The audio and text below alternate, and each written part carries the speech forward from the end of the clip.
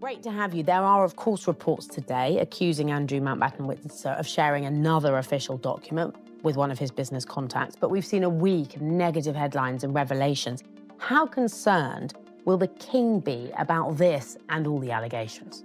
It would be astonishing if he wasn't concerned. This is the story of a man who once breathed the rarefied air of Britain's most exclusive circle, the royal family itself. He wasn't just a bystander, he lived among them, serving tea to kings, queens, and heirs to the throne, witnessing secrets that the rest of the world could only dream of knowing. And now, thanks to a brand new memoir written by Princess Diana's former butler, the public is getting a jaw-dropping look behind those palace walls. Some of these revelations are so wild, they're shaking the image of royalty like never before. Before we uncover these stunning royal confessions, make sure to hit that subscribe button and give this video a like. It keeps us going so we can keep spilling the unbelievable truths hidden inside Britain's most glamorous family. From the outside, everything looked flawless. The royal events, the lavish ceremonies, the age-old traditions, and that air of untouchable elegance that the monarchy is famous for. But according to this insider, life behind those golden gates was nothing like the fairy tale the world was led to believe. That polished calm and picture-perfect composure were all part of a careful act. Behind closed doors, tensions brewed, tempers clashed, and secrets piled up higher than the crown jewels. Even Queen Elizabeth II, known worldwide for her grace and steel-like poise, reportedly faced moments when holding the family together was no easy task. The royal calm, it seems, was hanging by a thread, and this memoir finally pulls back the curtain on what really went down inside those palace walls. Paul Burrell, the man spilling the truth, wasn't just another palace worker. He was deep in the royal mix for more than 20 years, living right at the center of Britain's most powerful circle. His journey started humbly, as a young footman serving Queen Elizabeth herself, mastering every rule and ritual of royal life down to the tiniest detail. Over time, his dedication and sharp eye for perfection earned him something rare inside those walls: trust. That trust took him straight to the top, where he became the personal butler to King Charles III, back when he was still the Prince of Wales. From that moment on, Burrell wasn't just part of the royal household. He was part of the royal story. He saw it all: the glitz, the jewels, the pressure, and the private chaos that shaped the royal family we think we know. Through his eyes, we're about to glimpse a side of royal history that the palace never meant for the public to see. It's raw, complicated, and packed with emotion, the kind of truth that makes fairy tales crumble.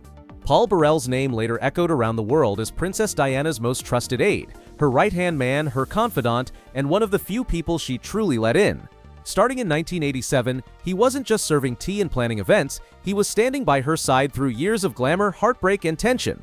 Their bond lasted a full decade, right up until 1997, the year everything changed forever. Obviously, that Prince Andrew has denied all allegations of any involvement in this side of and that's it's for other people to decide. Yeah. So you say that she gets the papers every day, and it's not just those big, still awful stories that we're talking about now. That unbreakable bond between Paul Burrell and Princess Diana is exactly why his words still hit so hard today. His stories don't come from whispers or tabloids, they come straight from someone who lived it, who saw it all with his own eyes inside those palace walls. When his first memoir, A Royal Duty, dropped, it blew up across the globe, over 2 million copies sold. Readers couldn't get enough of his honesty, his vivid memories, and the way he peeled back the royal mask to show what life behind the palace gates was really like. It proved just how obsessed the world is with what truly happens in Britain's most guarded family. Now at 67, Burrell is back, and he's not holding back this time. His brand new tell-all, The Royal Insider: My Life with the Queen, the King, and Princess Diana, published in January 2026 by Hayes Mobius, dives even deeper into the royal world that still fascinates millions. Every chapter promises fresh secrets, shocking insights, and emotional truth bombs that'll make even longtime royal watchers gasp. In this explosive new book, Burrell drops new revelations, especially about Andrew Mountbatten Windsor, describing a pattern of behavior that he says was impossible to overlook. He doesn't sugarcoat a thing. According to him, what he saw wasn't just a one-time slip-up or the odd royal misstep, it was something that kept happening again and again. Speaking from years of first-hand experience, Burrell said, "I had lots of interactions with Andrew over the years. I saw his pomposity firsthand. That one line says it all: confidence, arrogance, and controversy swirling inside a royal world that was never as perfect as it seemed." Through his stories, Burrell paints royal life in bold, unforgettable strokes. A world that sparkles with luxury yet hides shadows that few ever see. His new memoir doesn't just tell tales, it exposes the truth behind the smiles, the ceremonies, and the carefully crafted royal image. The public side may shimmer with elegance, but Burrell makes it clear what happens behind closed doors is a whole different story. His latest book is already setting off waves of debate, and people can't stop talking about it. Burrell refuses to gloss over a single detail. He lays it all out, raw and unfiltered. Every page reveals moments that stunned even those who thought they knew the royals best. One of his boldest claims centers around Andrew Mountbatten Windsor, whose fiery temper reportedly took everyone by surprise. According to Burrell, Andrew didn't hold back when speaking to palace staff, often barking orders and telling people to get out of here or leave me alone. It wasn't just the words that shocked people, Burrell says, but the tone, sharp, dismissive, and laced with arrogance. For someone with that kind of royal privilege, the behavior felt way out of line. Burrell even recalls tense nights when the palace staff were pushed past their limits, staying awake until the early hours, always expected to be ready at a moment's notice. Eventually, he says, some staff quietly started to push back, worn down by exhaustion and the constant pressure to keep up appearances. While these accounts come from Burrell's own memories and perspective, they've sparked a much bigger conversation, one that's forcing the world to question what life inside those royal walls was really like. That mention of those endless late nights might sound like a small thing, but Burrell swears it points to something much deeper. In The Royal Insider, he breaks down how those seemingly minor moments actually expose serious cracks in the palace's power structure, revealing what he saw as tension around authority, discipline, and even family respect within the royal household.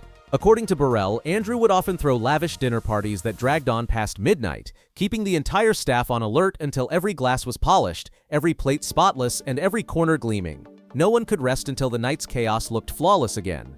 Over time, Burrell says, this routine wore people down so badly that it couldn't be ignored any longer. He claims that the situation finally caught the attention of Queen Elizabeth II herself, and that she personally stepped in to address it. Burrell paints the scene vividly, describing how the Queen called out her son in a calm but firm tone, reminding him about the importance of treating palace staff with dignity and respect. But what really shocks readers is Burrell's claim that even that royal intervention didn't stick. Despite being spoken to by the monarch herself, he says the behavior didn't truly change, leaving everyone wondering just how much power the Queen really had behind those palace doors. He's a man of strong Christian faith, and he is appalled by the allegations. He will be sensing the need to give duty of care. This man is a broken, finished man at best. According to Burrell, those long nights and the casual disregard for the staff's well-being didn't stop, they kept happening, painting a picture of just how tangled and tense royal life could get behind closed doors. He claims that even after Queen Elizabeth II personally stepped in, things took an unexpected turn. Burrell alleges that both Andrew and Sarah Ferguson reacted by shutting the staff out completely, locking the palace help out of their private rooms and choosing to isolate themselves for long stretches of time. He calls it abusing the system, saying it wasn't just stubbornness but a clear rejection of the very structure that kept the royal household running. And according to him, these weren't one-off incidents. Burrell insists these moments followed a deeper pattern, one that hinted at long-standing issues buried deep within the palace walls. He even suggests this behavior didn't just appear from nowhere. It was taught, shaped by a powerful influence that set off a whole chain reaction inside the royal circle. Whatever that influence was, Burrell teases that his next revelations dig right into it, and people are already buzzing with speculation. In his words, the story of Andrew Mountbatten Windsor didn't begin with scandal, it began with privilege. Burrell claims Andrew grew up wrapped in protection, constantly praised and rarely ever told no. From a young age, he supposedly moved through royal life knowing the rules bent differently for him. Burrell paints him as someone who lived with a cushion of security that others in the family didn't have, a prince shielded by status, comfort, and entitlement, long before controversy ever entered the picture. Burrell goes even further, daring to suggest that this royal imbalance might trace straight back to the Queen herself. He carefully hints that maybe, just maybe, the late Queen Elizabeth II had a soft spot for her son Andrew, one so strong it shaped his entire royal outlook. According to Burrell, maybe our dear late Queen was to blame for that, saying she adored him deeply and found it nearly impossible to refuse him anything he wanted. He doesn't frame it as an attack. Instead, he calls it a glimpse of human emotion quietly influencing royal behavior. Behind the glittering image and rigid formality, Burrell says there was still a mother, one whose love and affection sometimes blurred the lines between duty and family. Timing, he explains, played a massive part in all of this. When Andrew was born, Queen Elizabeth II was already well settled into her reign, more confident, more stable, and with slightly more room in her life to actually be a mom. Unlike her early years with Charles and Anne, she now had more time to spend at home, to nurture and to enjoy her children on a personal level. Burrell believes this shift created an emotional divide that never fully disappeared. Andrew grew up surrounded by warmth and attention that his older siblings never quite received. That difference, he says, echoed quietly throughout the family for decades, shaping everything from their relationships to their roles inside the monarchy. Then there was Prince Philip, the ultimate palace enforcer. Burrell describes him as the royal gatekeeper, running the household like a tight ship, disciplined, demanding, and no nonsense about how things should be done. Philip made sure no one bypassed protocol, insisting that even senior royals followed proper channels before speaking to the Queen, keeping everything inside the palace running with strict order and old-school respect. But according to Burrell, Andrew had a way of slipping through palace rules like they barely existed. He says Andrew didn't always follow the royal playbook. Instead, he bent it to his will, moving through the system with surprising ease. That knack for getting what he wanted, no matter the process, set him apart from everyone else in the family. In Burrell's eyes, that special treatment didn't just make Andrew feel privileged, it defined him. He grew up in an environment where boundaries blurred and rules felt optional, where the usual standards simply didn't apply the same way. And Burrell believes that might have been the spark, the beginning of everything that unfolded later in his royal story. What makes Burrell's account even more fascinating is his claim that this royal sense of entitlement didn't stop with Andrew, it started to spread. According to him, that same mindset began influencing others inside the royal circle, shaping how people behaved and what they came to expect from life behind the palace gates. When Sarah Ferguson, now 66, entered that glittering world, she came from a completely different background. Burrell reminds us that she was a farmer's daughter raised far from royal formality and palace privilege. Her childhood was filled with ordinary routines, grounded in hard work and simplicity. Her father, a polo manager, lived close to royalty but not of it, a world of country fields and stables, not crowns and curtsies. But once Sarah stepped into royal life, Burrell says, everything changed fast and dramatically. The shift, he claims, came with encouragement from Andrew himself, who allegedly told her she could have anything she wanted. That one idea, Burrell believes, set the tone for everything that followed, shaping their marriage, their lifestyle, and their view of what was normal inside the royal bubble. He paints the picture of a couple who built their relationship on indulgence as much as affection, a world where love mixed with luxury and endless privilege. According to Burrell, Sarah adapted quickly to the royal rhythm, and before long she was living in pure comfort, surrounded by everything she desired. She had it all, Burrell recalled, explaining that whenever she wanted something, she got it. No questions asked. Their life together, as he describes it, was an endless stream of access and ease, a partnership where limits barely existed and saying no simply wasn't part of the vocabulary. Because the 2 weeks of the trial that existed was in the public domain, it was prosecution. Yes. I never had my defense because the Queen came to my rescue. Yes, so the Queen did come to your rescue. Yes. But do you think now, looking back on that whole episode... I wish it hadn't happened. Over time, Burrell says both Andrew and Sarah slipped deeper into a life of privilege that felt completely normal to them, like living inside a royal bubble where reality couldn't touch them. Their world was filled with luxury, attention, and admiration, and they grew so used to it that stepping outside of that comfort zone seemed almost impossible. He even points out how similar they were in personality, both drawn to glamour, attention, and that intoxicating sense of freedom that came with royal status. They loved the spotlight, the travel, the endless indulgence, but Burrell makes it clear that picture-perfect dream wasn't built to last. As time went on, cracks began to show. What once looked like a fairy tale slowly unraveled before the world's eyes. Sarah eventually left Royal Lodge, the lavish estate she once shared with Andrew, and the royal titles that had once defined them both began to fade away. Bit by bit, their honors were stripped, and the walls of privilege started to crumble. According to Burrell, every one of those losses reflected the palace's growing desperation to protect its image, to keep the royal brand spotless while scandal swirled around it. He suggests that the family had no choice but to draw a line, distancing itself from the chaos that kept threatening to spill into the public eye. Everything finally came to a dramatic head on October 30th, 2025, when King Charles III made the decision that stunned royal watchers everywhere. Andrew's remaining royal titles and honors were officially removed, a move that sent shockwaves through the nation and marked the end of an era for the once high-profile Duke. But Burrell reminds readers this wasn't some sudden downfall, it was years in the making. Ever since 2019, when Andrew's now infamous BBC interview aired, the cracks had been widening. That one televised moment meant to clear his name, instead unleashed a wave of public backlash that changed everything. It set off a chain reaction that slowly dismantled his royal life piece by piece. Through all of it, Burrell's storytelling strips away the mystique and reveals what royal life really looked like behind the velvet curtains, a world of privilege, pressure, and choices that came with a price no crown could hide. It was a mix of privilege, pressure, and choices that carried consequences far beyond the palace gates. When that now infamous interview finally hit the air, it sent shockwaves across the world. Commentators called it one of the most damaging moments in modern royal history. Overnight, public perception of Andrew Mountbatten Windsor changed completely, and the fallout was nothing short of catastrophic. Once proudly known as His Royal Highness Prince Andrew, Duke of York, he had spent decades standing beside the crown, representing the monarchy on the global stage. But after that explosive interview, everything shifted. Now he's referred to simply by his full name. No titles, no royal styling. Just Andrew Mountbatten Windsor. It's a stunning transformation that shows exactly how far his status has fallen.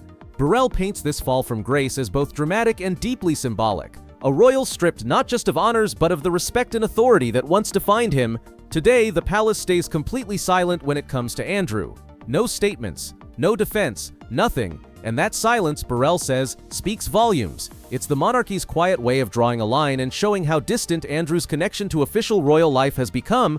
Over the years, the pressure hasn't lifted. Legal scrutiny and public backlash have followed him everywhere, keeping his name locked in the headlines and his story under constant debate. Every new report or reminder reignites old discussions, proving that even for someone born into privilege, reputation is fragile and redemption doesn't come easily. But Burrell insists the real damage went deeper than just titles or bad press. It cut right into the royal family itself. Behind palace doors, he says, the fallout reshaped personal relationships and fractured bonds that once looked unbreakable. Reports have hinted that tension grew between Andrew and senior royals who still carry the institution's image, creating emotional distance where there once was loyalty and trust. Burrell suggests that trust, once the foundation of royal unity, became a topic too delicate to even discuss openly inside the palace. What was once a family bound by duty and prestige slowly turned into one struggling to manage its own internal cracks under the pressure of public judgment and private regret. Those who once worked side by side with Andrew suddenly found themselves walking on eggshells, navigating awkward silences, strained smiles, and royal gatherings that felt colder than ever. Burrell says those once familiar rooms now carried an uncomfortable tension, a quiet reminder of how much had changed. When someone who used to play such a visible role in royal life suddenly disappears from the public stage, it leaves a huge gap and plenty of questions. People everywhere began to wonder, what happens next? How does someone go from representing the monarchy to being completely cut off from it? How do you adjust when the spotlight that once defined your life suddenly switches off? Those questions only got louder as more whispers surfaced about what Andrew's day-to-day life looked like now that he was living outside the royal bubble. According to Burrell, the shift wasn't just emotional, it came with real-world consequences. With his duties suspended and his official support network gone, money became a hot topic. Speculation swirled about how he could possibly maintain his lavish lifestyle without the steady structure and funding that came with royal status. Reports began to circulate about property arrangements and financial adjustments, fueling even more curiosity about his post-royal existence.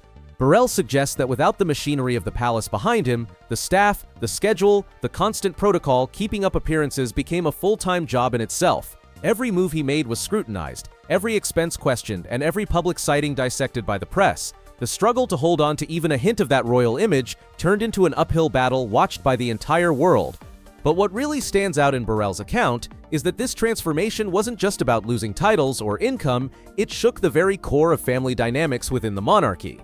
He says it changed how people trusted one another, how they communicated, and how they maintained that fragile balance of loyalty and image. For a family built on tradition and appearances, the fallout didn't just test public perception, it tested the bonds inside one of the most famous families on Earth. Appalled by the allegations and, of course, affected in his role as monarch as well, because the headlines are all about this, which, no institution wants that. And he is trying to do, and is doing, an extraordinary job in his... Paul Burrell's account doesn't just dive into the emotional chaos, it exposes the real-world reality that came after Andrew's royal fall. Even when the titles vanish and the duties disappear, Burrell says the royal lifestyle doesn't just fade away overnight. There are still bodyguards to pay, properties to manage, staff to oversee, and a public image that refuses to disappear. It's a complicated balancing act, one where the trappings of privilege remain, even as the power behind them slips away. Burrell describes this strange in-between state as exhausting, a life caught between royalty and reality. On paper, Andrew no longer had official duties, but the expectations tied to his name didn't vanish with his titles. Security costs, private maintenance, and constant media attention kept him living under the same scrutiny he once faced as a working royal. In Burrell's words, It's like the world still sees the crown, even when the crown is gone. Meanwhile, public opinion was changing faster than anyone could control. Once the headlines turned sour, the narrative around Andrew Mountbatten Windsor locked into a downward spiral that no amount of PR could fix. Paul Burrell points out that rebuilding a broken royal reputation is far harder than losing one, and Andrew's image, once untouchable, became a magnet for criticism. Every single move he made, Burrell says, was judged through the same harsh lens. Every rumor, every outing, every small detail dissected and twisted. It was as if the public had already made up its mind and nothing he did could turn it around.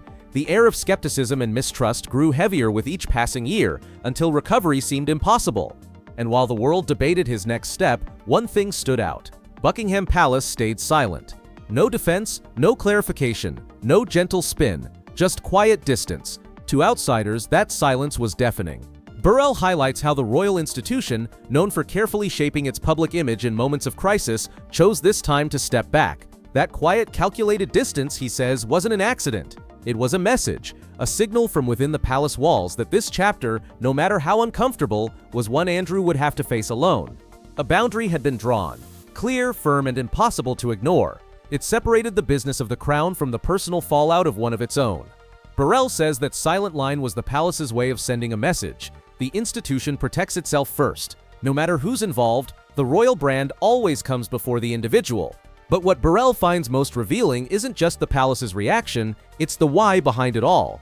He paints a much bigger picture, showing that Andrew's downfall wasn't some sudden twist or isolated mistake, it was decades in the making. According to Burrell, it was the slow buildup of personality, privilege, and environment, habits and behaviors that were never properly challenged, merging over time into the storm the world now sees. He calls it the long shadow of royal life, where unchecked privilege turns into expectation, and expectation slowly turns into entitlement. Whether people agree with Burrell or not, his perspective adds weight and complexity to the royal narrative. This isn't just another scandal, it's a deep dive into how power, family, and reputation collide, sometimes spectacularly, in front of the entire world. And as Burrell makes clear, this isn't over. The story is still unfolding, its consequences still echoing through the halls of the monarchy. Every decision, every silence, every strained glance between family members, it's all part of a legacy that's still being written. The ripples from these events, he says, continue to shape how history will remember every royal involved. What really hits home in Burrell's account is how quickly everything can crumble once public trust starts to fade.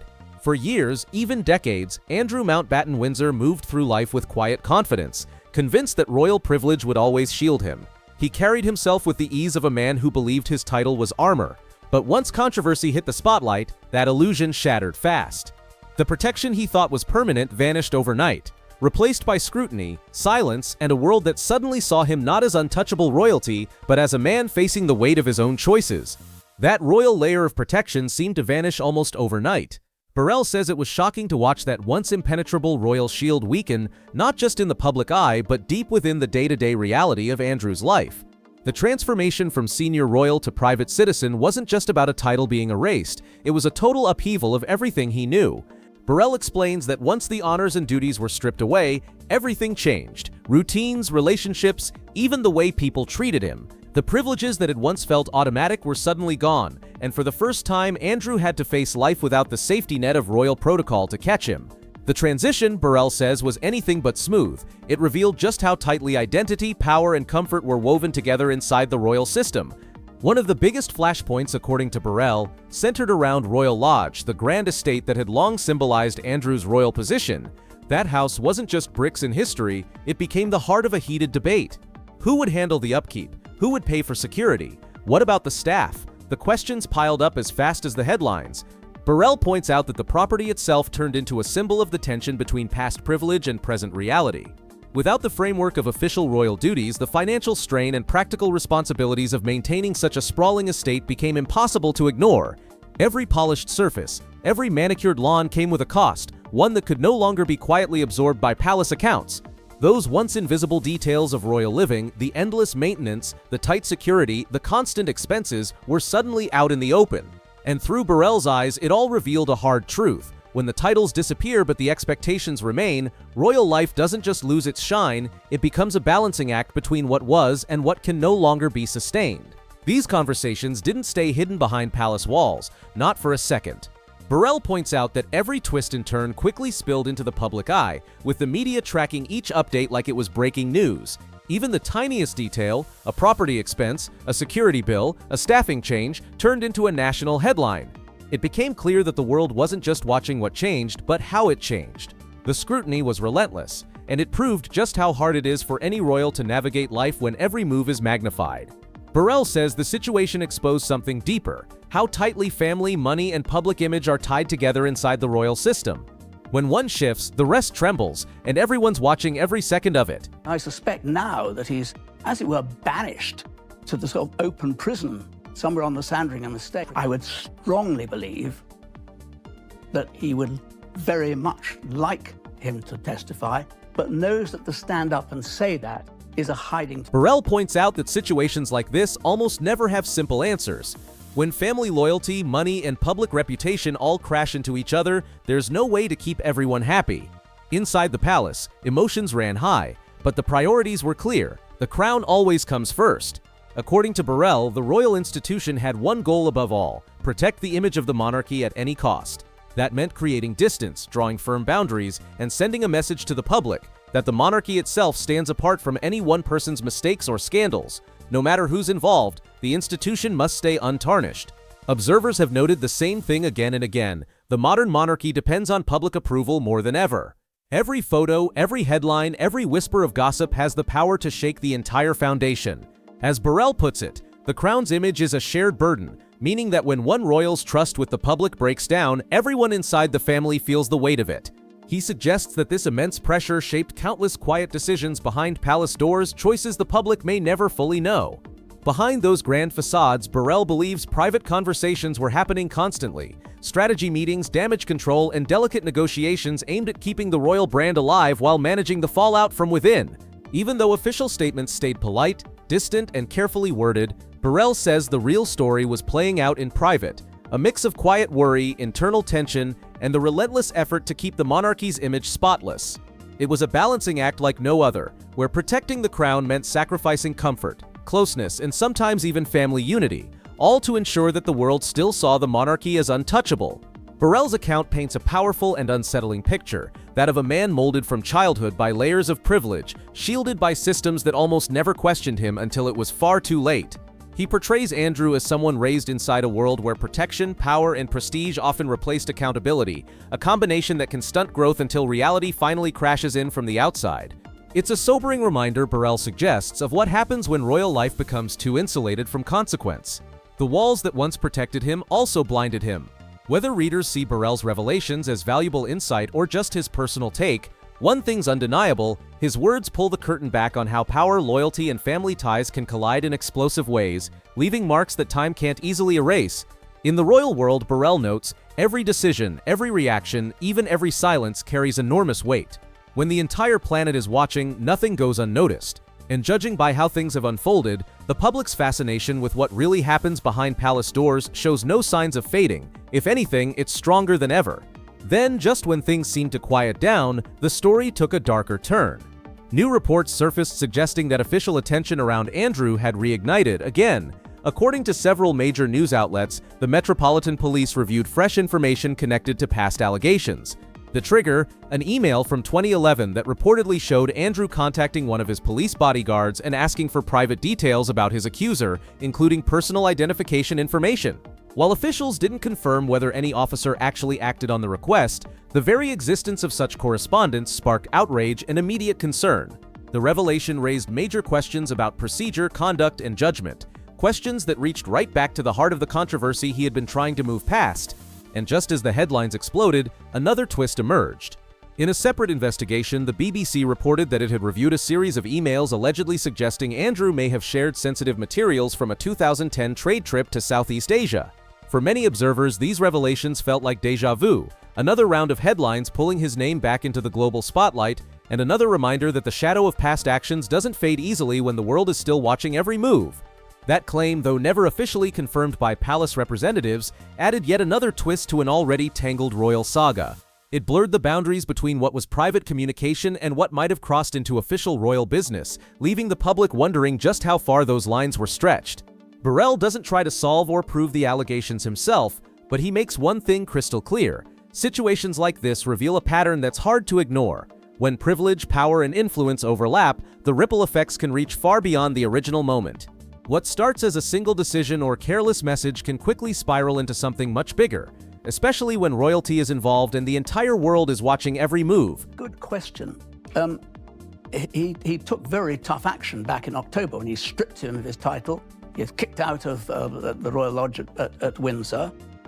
He takes that role as the most important part of what he does. But he's a brother. Now, they may not be that close, but he's nonetheless a brother.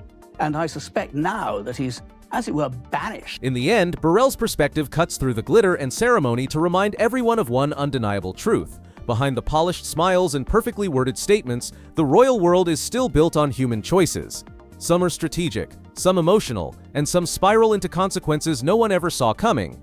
The unfolding saga of Andrew Mountbatten Windsor continues to grab the world's attention, not just for the shock value of the headlines, but because it shows how fast even the most powerful lives can shift when trust, image, and accountability collide. What once looked untouchable has become a global talking point, dissected and debated by millions.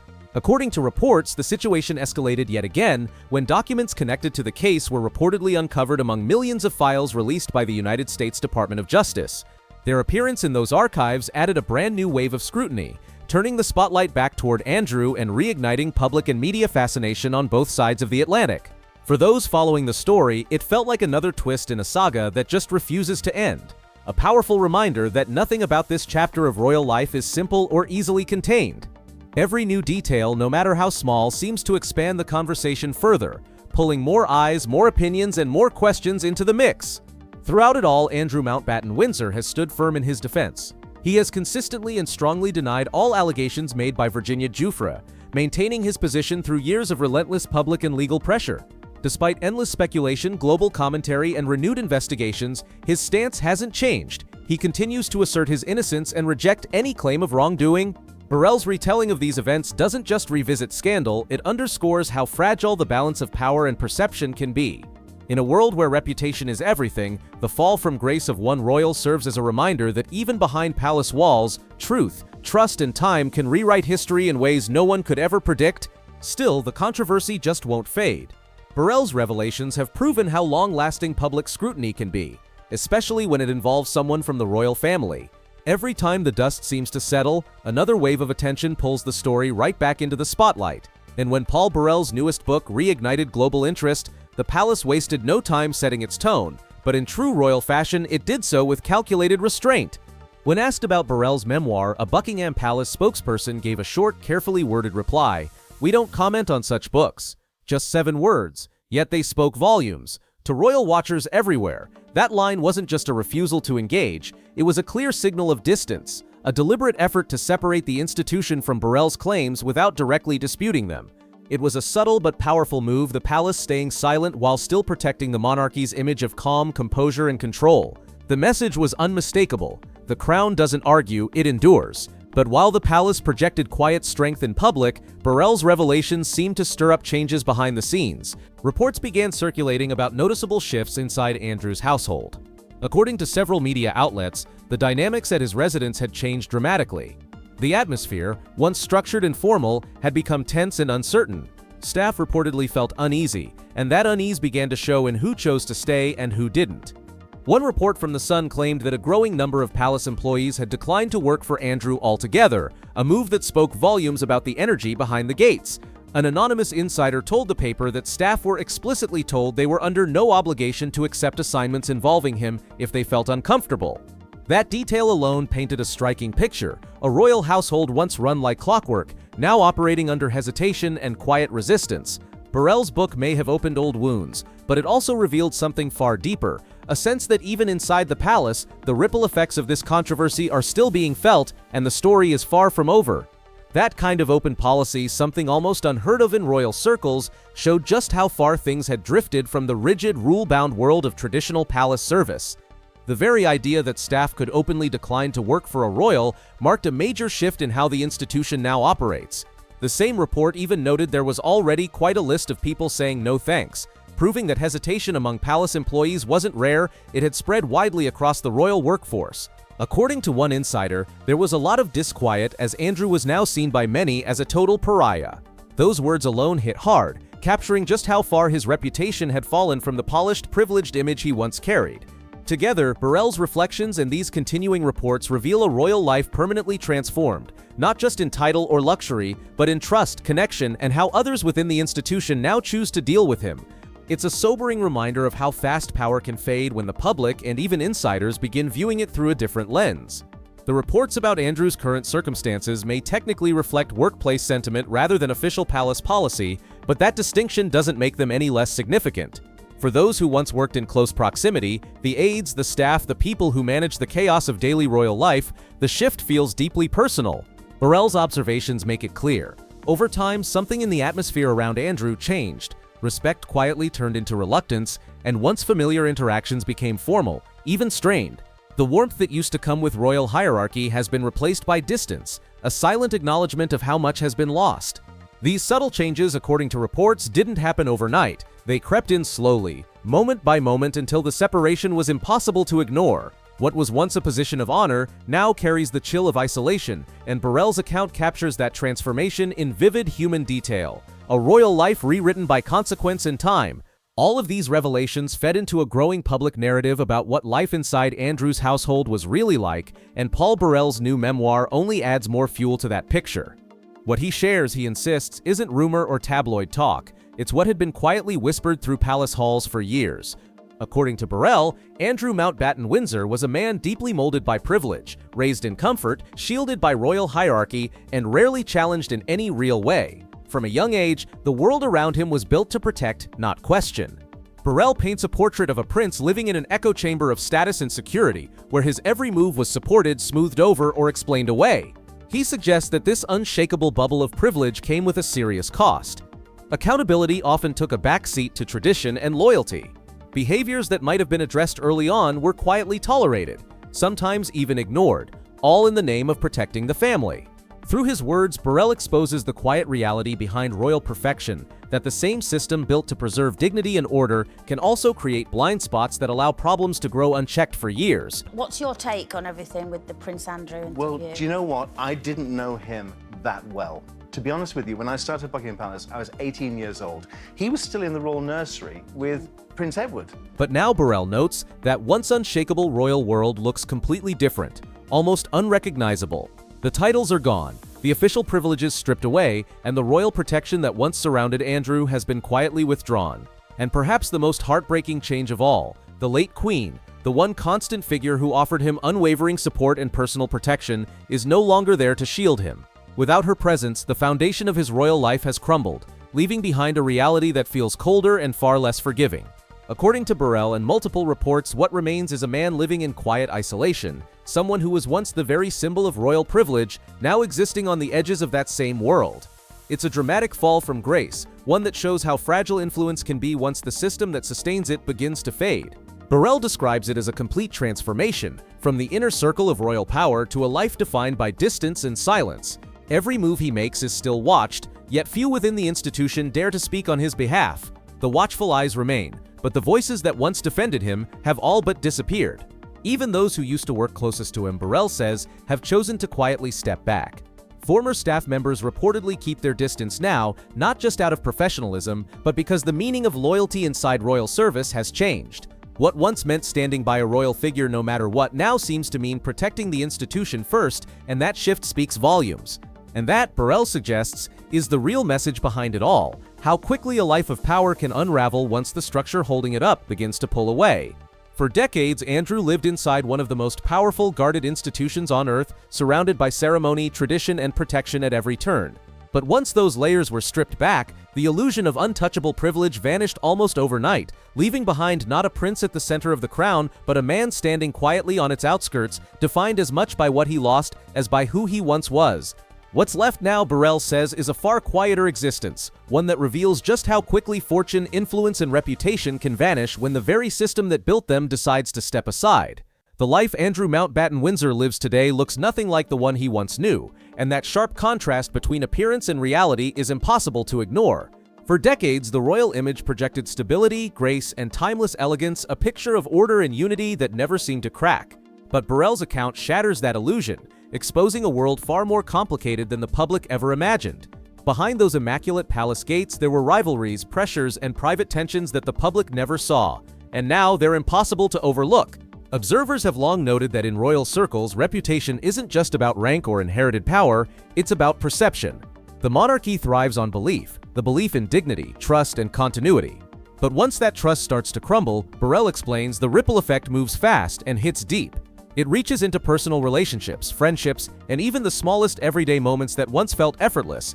Burrell points out that when the tide of public opinion turns, silence begins to break.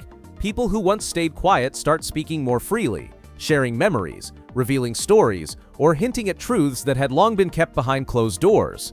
And others, once loyal allies or colleagues, simply fade into the background, choosing distance over association. That quiet withdrawal, both inside and outside palace walls, has become one of the most telling signs of how deeply this fallout has changed everything. What was once a network of loyalty and respect has thinned into something colder, more fragile, a reminder that royal power doesn't just rest on titles or tradition, but on the trust of those who stand behind it.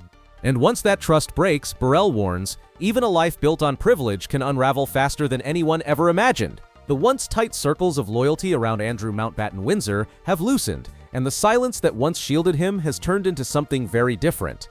Absence. Burrell says that what used to be quiet protection has now become quiet distance, a gap that speaks louder than any words ever could. But beyond the scandal and the headlines, Burrell poses a deeper question. How much of this downfall was truly about personal choices, and how much was about the environment that shaped those choices from the start? He explains that growing up surrounded by wealth, protocol, and privilege can make certain behaviors feel completely normal, even when the rest of the world sees them as arrogant or out of touch. To someone raised inside that royal bubble, luxury and entitlement can feel like routine, not excess. And that's where the real disconnect begins, between personal reality and public reaction. Burrell suggests that this gap is often where high-profile collapses take root.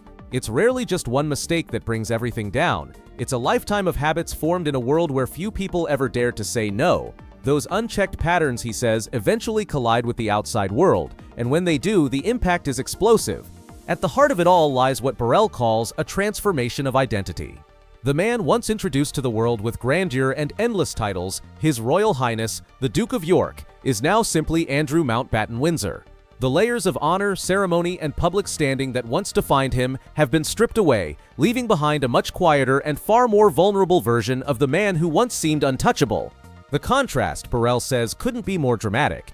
Once part of an unshakable royal machine, Andrew now stands apart from it, living without the automatic respect, protection, or privilege that used to follow him everywhere. It's the ultimate fall from royal certainty into isolation, a stark reminder that even the most powerful titles can vanish when the world finally starts to look past the crown. That kind of transformation is rare, especially under the bright, unforgiving spotlight of the British monarchy.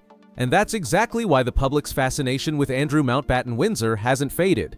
Each new headline, every insider revelation, and every fresh detail from Paul Burrell adds another layer to a story that's as dramatic as it is revealing. Burrell's account reminds readers that no one, not even those born into the highest ranks of privilege and tradition, is immune to change. When that change finally hits, it doesn't just alter reputations, it rewrites entire lives. The shift from royal prestige to public skepticism has been staggering, and now the question everyone's asking isn't just about what happened, it's about what comes next. Can Andrew Mountbatten Windsor ever rebuild public trust?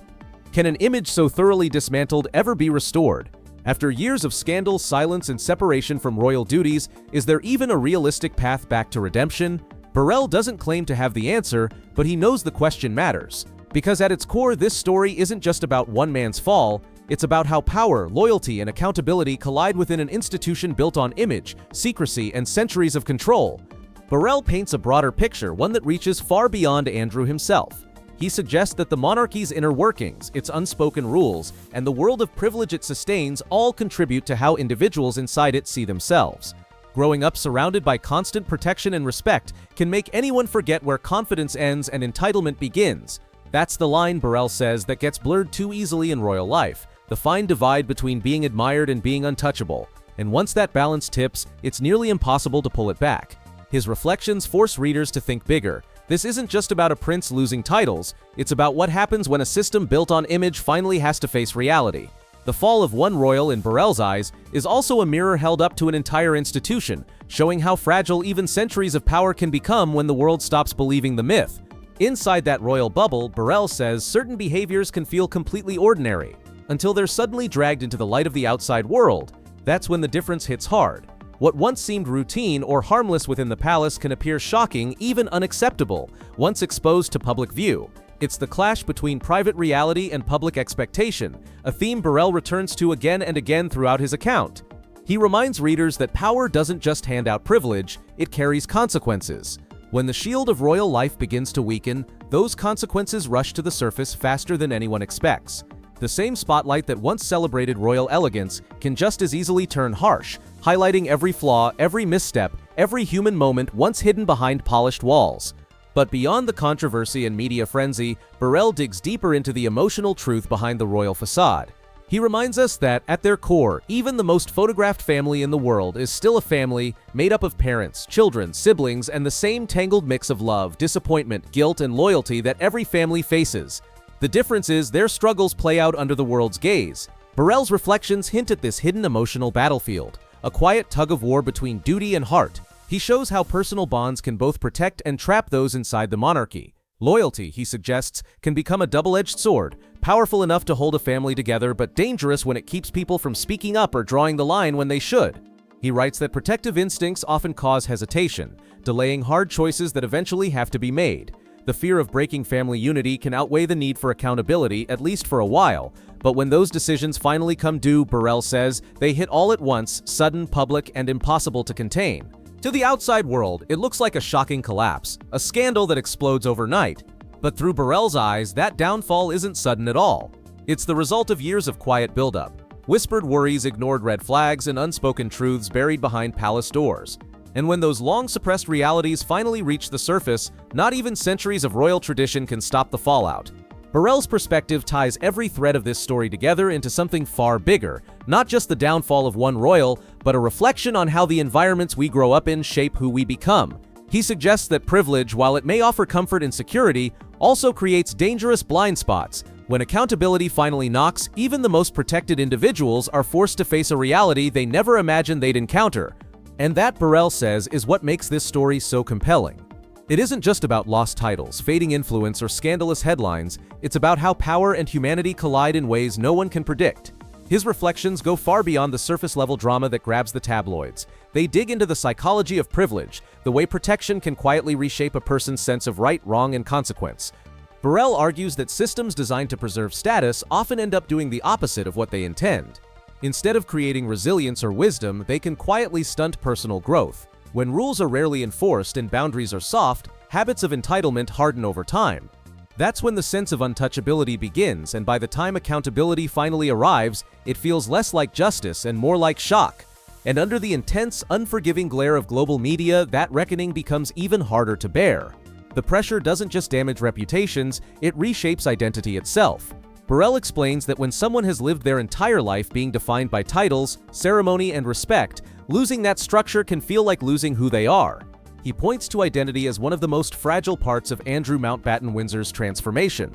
For most of his life, Andrew existed within a carefully constructed royal framework. His name, his position, his duties, all feeding into a sense of permanence. But once those things were stripped away, Burrell says, what remained wasn't just a man without rank, it was someone forced to confront himself for the very first time.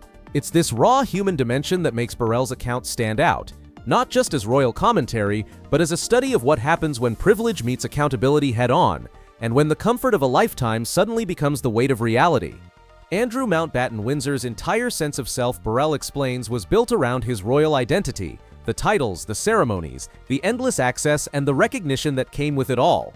His position wasn't just something he did, it was who he was. Every part of his life revolved around his standing within the royal system. So when those titles began to vanish and the structure around him started to crumble, the change wasn't only external, it cut straight to the heart of how he understood himself and his place in the world. Losing that kind of identity under the relentless glare of global attention is something almost no one else can truly imagine. Burrell emphasizes that the emotional and practical toll of such a loss is enormous, the kind of shift that shakes a person to their core. The transformation from high-ranking royal to someone now living largely outside the institution sent shockwaves not just through the monarchy but through the public as well. Burrell describes how, Without the steady rhythm of palace life, the protection, the duties, the constant reassurance that came with belonging, Andrew was left facing a new kind of uncertainty. The security once guaranteed by his royal position was gone, and with it the comforting sense of purpose that had defined him for decades. Burrell calls it one of the most revealing truths of his fall, that beneath all the talk of power and scandal lies something much more human, the search for meaning when the crown's protection disappears. It's not just about power, Burrell writes, it's about purpose. And when that purpose evaporates, isolation can rush in fast. For Andrew, stepping away from the only life he'd ever known meant confronting not just the loss of privilege, but the loss of identity itself.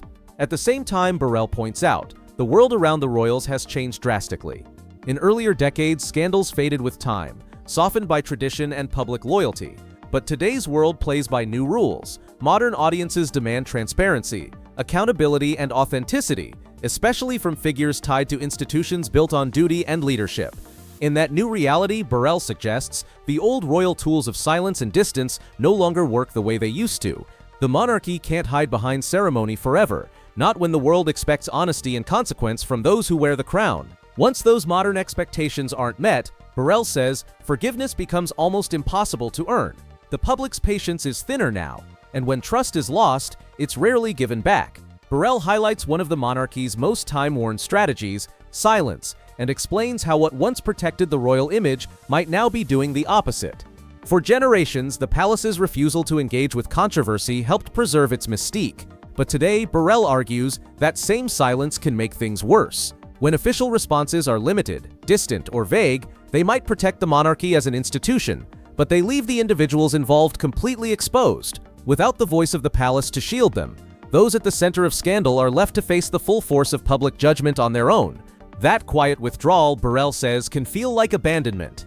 It creates a painful contrast between the cushion of privilege once taken for granted and the cold isolation that follows when the system steps back. The very machinery that used to shield royals from criticism can suddenly pull away, leaving them vulnerable to the same scrutiny they were once insulated from.